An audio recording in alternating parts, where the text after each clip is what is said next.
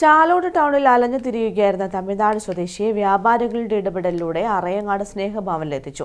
വ്യാപാരി വ്യവസായ ഏകോപന സമിതിയുടെ നേതൃത്വത്തിലാണ് സ്നേഹഭവനിലേക്ക് മാറ്റിയത്. ശനിയാഴ്ച വൈകുന്നേരത്തോടെയാണ് തമിഴ്നാട് കോയമ്പത്തൂർ സ്വദേശിയായ ദേവർഗൻ ചാലോടെത്തിയത്.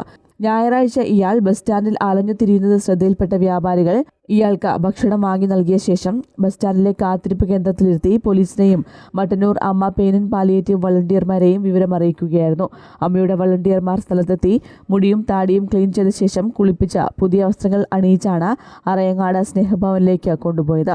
ഇതിനു മുന്നേയും ഇത്തരം ആളുകളെ ചാലോടിൽ നിന്നും വ്യാപാരികൾ മുൻകൈയെടുത്ത സ്നേഹഭവനിൽ എത്തിച്ചിട്ടുണ്ട്.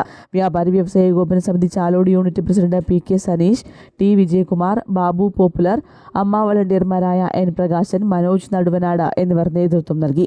News bureau, Mattannur.